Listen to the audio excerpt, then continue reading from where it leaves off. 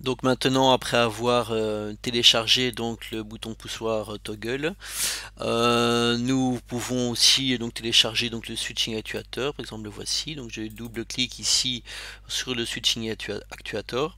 Donc le voilà présent donc dans ma liste de participants.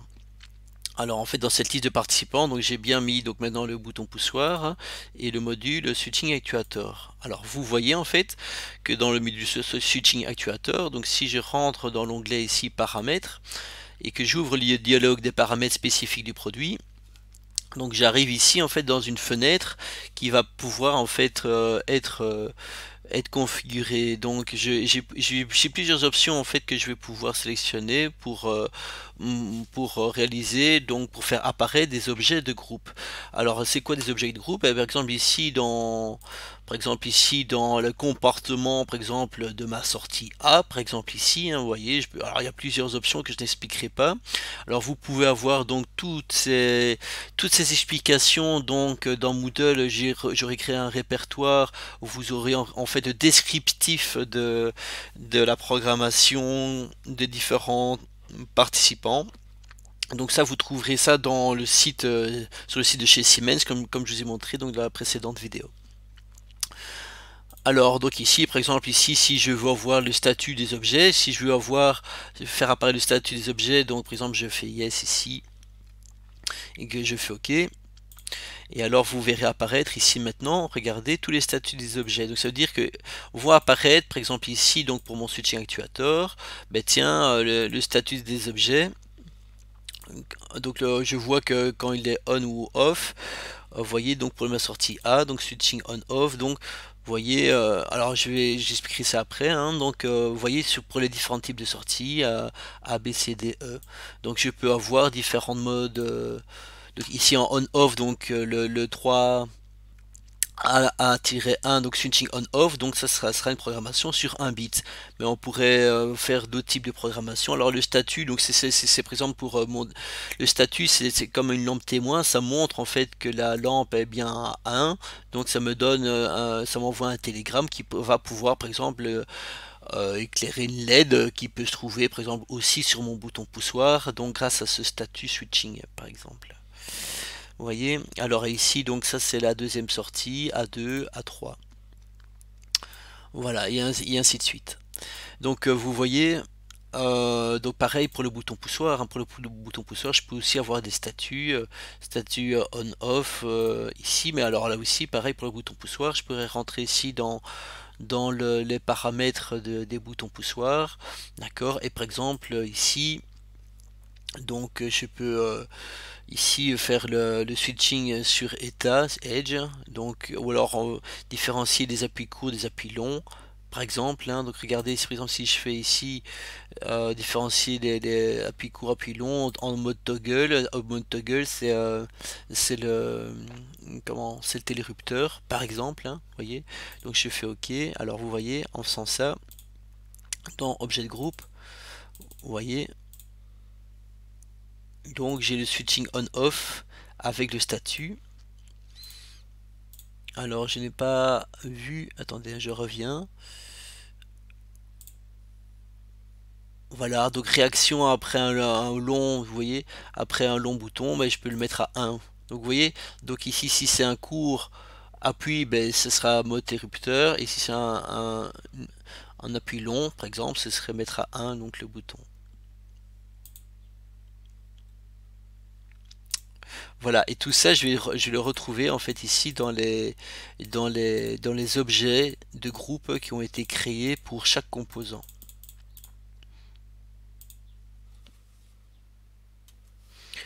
Alors nous allons maintenant regarder qu'est-ce qui se passe donc dans l'espace de travail ici, donc ouvrir un nouveau panneau et je vais cliquer sur l'icône bâtiment. Alors dans l'icône bâtiment, donc si je mets en grand, donc je double-clique ici, hein. Donc dans l'onglet bâtiment, donc c'est là où je vais réaliser ma structure de mon immeuble. D'accord, donc par exemple ici, donc je vais ajouter donc un nouveau bâtiment, donc je clique ici. Voilà, donc ici, donc ça sera par exemple un test valise, hein. Donc ici, le mot bâtiment, ben, donc ça sera la valise, hein. Donc je fais OK. Donc il faut donc maintenant ajouter les pièces, les armoires électriques où se trouveront donc les participants KNX du projet. Donc qu'est-ce qu'on va faire? Donc ici voilà, alors j'ai test valise étudiant, donc ben voilà, en fait ce sont mes deux projets, les deux projets que j'ai créés. Ben, donc on va juste prendre par exemple le test valise, d'accord, et dans le test valise, donc ici je vais cliquer droit et donc je vais ajouter ici, je vais ici ajouter une partie de bâtiment. D'accord? Ou alors un étage, escalier, pièce, corridor et ainsi de suite. Donc par exemple, je vais ici, par exemple, ajouter une pièce, par exemple le rez-de-chaussée, donc RDC, voilà. Et je clique ici, donc sur OK. Alors, une fois que j'ai cliqué sur le rez-de-chaussée, donc maintenant je vais développer donc mon bâtiment où j'ai maintenant le rez-de-chaussée. Et par exemple, ici, je vais maintenant rajouter une pièce. Par exemple, ici, je vais mettre le hall d'entrée. Et je clique sur OK, d'accord. Et donc maintenant, de nouveau, je vais pouvoir donc voir ici donc tous mes éléments qui vont se trouver dans le hall. Alors, c'est ici qu'on va sélectionner le fichier dans le catalogue. Et donc ici, dans le catalogue, je vais pouvoir implémenter qu'est-ce qui va se trouver dans le hall. Donc ici, je vais réduire ici donc en double-cliquant sur l'adresse. Et donc ici, donc j'ai les participants et j'ai le catalogue. D'accord? Donc par exemple du catalogue ou du participant. Donc ici du participant, je vais pouvoir aller mettre dans le hall ici donc tous mes éléments. Donc ici, si je reprends mes participants, donc je veux mettre donc ici donc il y a bien le module toggle, donc mon bouton poussoir, je le prends et je le glisse dans le hall. Il est bien mis dans le hall. Il y a mes luminaires, imaginons. Voilà, je le mets aussi dans le hall. Donc il y a un lumineur qui est commandé par le switching actuator qui se trouve bien dans le hall. En fait, vous voyez ici, donc ça j'ai pas encore expliqué, qu'il existe alors qu'il existe des... Attendez, je regarde si mon enregistrement... Oui, c'est ok. Donc ici j'ai adresse qui correspond, donc ici j'ai différents types d'onglets. Alors le premier ici c'est adresse, donc l'adresse c'est l'adresse individuelle qui est téléchargée. Donc si vous voulez, quand je clique ici donc sur mon élément, je vais lui définir une adresse individuelle. Par exemple ici 1.1.1. Alors, je ne vous cache pas que dans les valises KNX, elles seront toutes prédéfinies, ces adresses individuelles, c'est pour que tout le monde ait la même chose. Donc ici, par exemple, voilà, donc j'aurai 1.1.1 et pour mon switching actuateur, par exemple, j'aurai le 1.1.2. Ça, ce sont donc mes adresses individuelles. Alors, qu'est-ce que je devrais faire? Donc, quand je serai en classe, je devrais donc télécharger l'adresse individuelle. D'accord, pour avoir l'adresse individuelle, d'accord, mise dans mon module. D'accord. Je pourrais après télécharger d'autres types réaliser d'autres types de téléchargement, comme téléchargement d'applications, mais bon là on n'a encore rien programmé. D'accord, des téléchargements partiels lorsque j'ai bougé à ma programmation sans bouger l'adresse individuelle, ou alors un téléchargement complet. Alors là je télécharge tout, les adresses individuelles, les adresses de groupe, d'accord, et tout mon paramétrage. Donc voilà, donc adresse, donc c'est l'adresse individuelle, donc il y a un petit V lorsqu'il a bien été téléchargé. Donc ici je ne sais pas le faire vu que je n'ai pas ma valise KNX devant moi.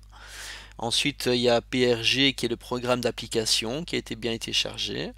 Puis après il y a le par qui est les paramètres, donc les paramètres des produits qui ont bien été téléchargés.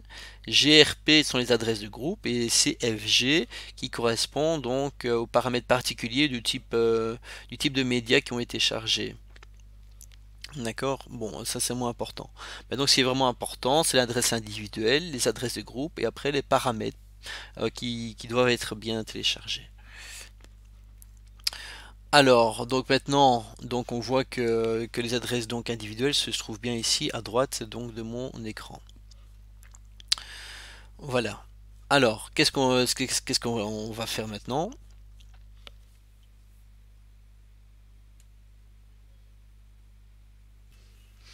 Donc une fois que j'ai bien téléchargé donc tous mes composants et que j'ai réalisé donc la structure du bâtiment, donc on peut imaginer un bâtiment complet avec plusieurs étages avec toutes les pièces. Donc ici donc j'ai bien donc mes différents composants que j'ai affectés aux différentes pièces avec des adresses individuelles.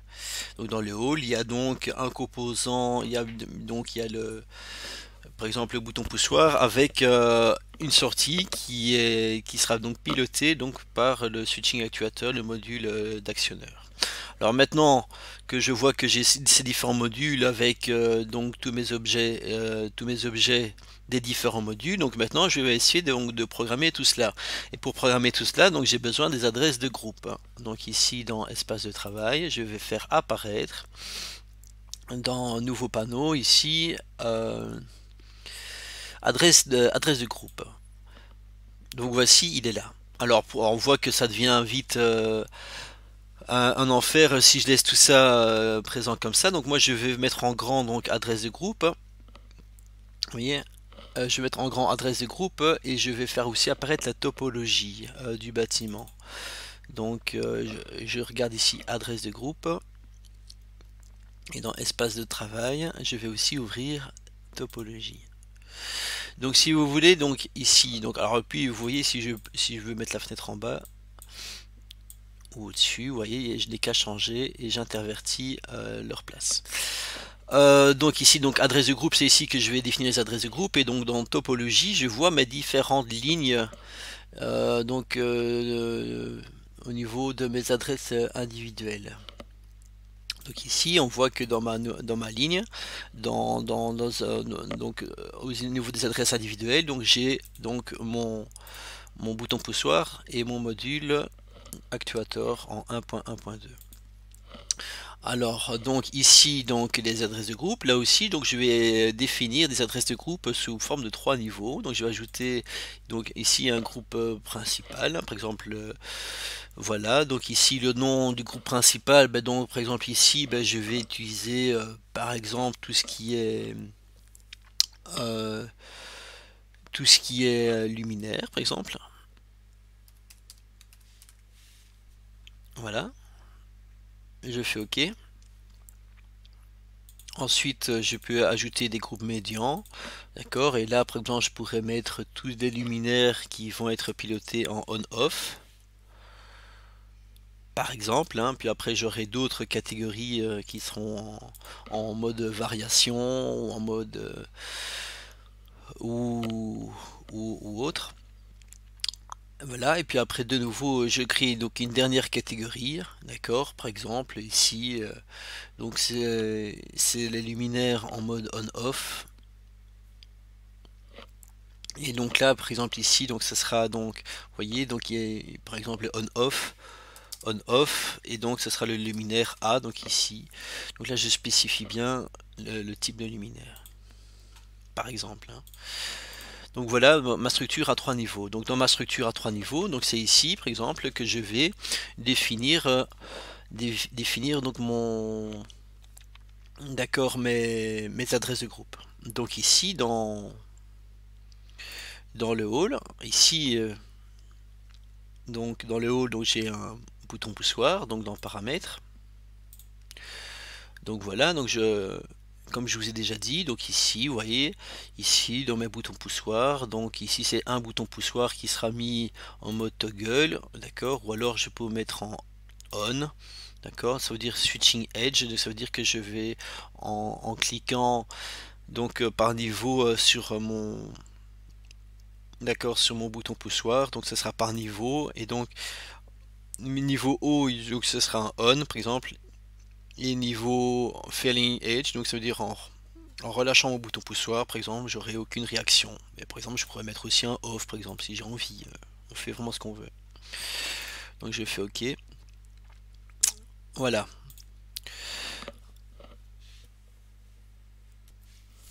Donc ici, donc je vais pouvoir étendre ma nouvelle ligne. Et donc dans le push button, donc si je développe, donc par exemple j'ai bien le canal A en switching on-off, ok, et le statut donc qui va me spécifier donc d'accord, c'est un télégramme qui va être envoyé pour me spécifier l'état en fait de mon bouton poussoir. Donc ici, donc si je le clique et si je le déplace, vous voyez, donc j'ai par exemple ici mon switching 1 en on-off, d'accord, qui aura l'adresse de groupe qui aura l'adresse de groupe, donc 0/0/1. Vous voyez? Vous voyez, j'ai bien mon bouton poussoir, donc alors ce qui est important, c'est que la longueur est bien mise sur un bit. Donc pareil pour le switching actuateur, hein. Donc ici pour le switching actuateur, voici tous mes objets, hein. Par exemple, si je veux allumer, donc là aussi, hein, je peux aller dans les paramètres, donc ça vous regarderez un petit peu, hein. Donc dans les paramètres ici, donc ici par exemple c'est nombre de nombre de sorties au nombre de 4. Donc alors ici voilà, donc dans le comportement en fait de la sortie A, ben, par exemple ici donc ça sera un normalement ouvert par exemple, puis vous voyez je pourrais je pourrais modifier pas mal de choses. D'accord, donc alors dans l'objet de groupe, par exemple ici, si par exemple je veux associer donc mon bouton poussoir de mon bouton donc de mon canal A, donc codé sur un bit, donc je devrais aussi faire un switching, vous voyez, coder aussi sur un bit, switching par exemple ici, tac, que je prends et que je glisse ici aussi. Donc ça veut dire que ici je vais affecter donc la même adresse de groupe donc à mon bouton poussoir et aussi donc à mon switching actuateur. Donc ce bouton poussoir là sera associé donc à ma sortie A de mon switching actuateur, donc qui va allumer ma lampe A. Voilà, tout simplement. Une fois que j'ai réalisé ceci, ben, je n'ai qu'à donc cliquer droit et télécharger, donc faire un téléchargement complet que je ne ferai pas. Et puis après vous verrez donc que mon bouton poussoir sera bien associé donc à ma lampe. Et donc on va pouvoir réaliser plusieurs types d'exercices. Donc les exercices seraient par exemple de réaliser donc le mode télérupteur, un mode minuterie, d'accord, pour allumer une lampe. D'accord. Et donc aussi avoir deux boutons poussoirs associés par exemple à ce donc deux boutons poussoirs associés donc à un luminaire. Donc voilà le genre d'exercice qu'on pourrait réaliser. Par exemple, si je veux réaliser donc un deuxième bouton poussoir, ben donc tout simplement donc dans espace de travail, donc je reviens de nouveau dans ce que j'ai mis dans participant. Donc dans participant, donc ici je n'ai que deux composants, hein, deux modules. Donc si je veux en rajouter un autre module, ben donc je dois aller dans le catalogue et je dois aller dans ce que j'ai téléchargement dans ce que j'ai récemment téléchargé, donc importer. Donc voilà, donc je double-clique sur importer récemment. Et là par exemple, donc, vous voyez, donc on va aussi s'amuser avec les dimmers universels, d'accord, avec les, alors voilà par exemple celui-ci. Donc je double-clique, j'importe donc les données en cours, voilà, et donc le voici donc dans participant qui apparaît, hein, vous voyez. Donc ici maintenant j'ai le BTM switch, d'accord, que je vais par exemple mettre aussi dans le hall. Donc je le prends et je le glisse donc dans mon bâtiment. Alors mon bâtiment que je n'ai pas ouvert, hein, bâtiment. Vous voyez dans mon bâtiment, donc le participant ici, ben, donc je vais mettre mon BTM switch qui est ici, que je vais pouvoir aussi par exemple mettre dans ma valise KNX. Mais alors je vais aussi développer, hein, hein, vous voyez, donc dans mon hall, donc mon BTM switch que je vais mettre dans mon hall. Donc le voilà ici, d'accord, dans bâtiment, et donc il sera normalement dans ma topologie, il va apparaître aussi, hein, donc dans ma zone. Regardez, donc j'ai donc mon premier bouton poussoir, mon switching actuateur, et voilà mon BTM switch qui est donc ici, avec différents types d'options aussi. Donc ici j'ai 4 boutons poussoirs, A1, A2, B1, B2, que là aussi je vais pouvoir aller dans paramètres et pouvoir paramétrer. Donc si je mets ici un peu plus grand, donc je vais pouvoir paramétrer, donc voilà, switching double, donc ici donc mon type de bouton poussoir. Après donc je vais pouvoir gérer mes LED aussi, mes LED A, mes LED B, bouton A et bouton B. Donc le bouton A par exemple en switching on off, d'accord, donc switching value il se met en on. Et puis après voilà, avec un autre bouton poussoir par exemple qui pourrait envoyer un off par exemple. Voilà, donc ici maintenant une fois que donc je peux faire apparaître de nouveau ici maintenant mon adresse de groupe, donc ici avec adresse de groupe, donc dans luminaire on-off et dans mon on-off A, ben, je vais pouvoir rajouter, par exemple ici, d'accord, ici le bouton A2, donc ce sera le off. Donc ok, ben donc je le prends, je le glisse et je le mets. Et donc il est bien codé aussi sur un bit. Donc vous voyez, donc j'aurai le on pour mon premier bouton poussoir, le off pour mon deuxième bouton poussoir, imaginons, et mon luminaire. Et donc tous ceux-là donc auront la même adresse de groupe. Alors on voit là que l'adresse de groupe a été affectée ici, 0/0/1. Voilà, c'est pour mon bouton A2 switching par exemple. Ici, on voit aussi la même adresse de groupe affectée donc au switch de ma sortie cette fois-ci avec l'adresse de groupe 0/0/1 et pareil pour mon bouton poussoir 0/0/1. D'accord, on voit pour mon premier bouton poussoir. Donc vous voyez, j'ai rassemblé ici dans un même des mêmes adresses de groupe ce que j'ai envie qui fonctionnent ensemble, tout simplement. Voilà. Je vous remercie pour votre attention. Ainsi se termine mon premier module de cours.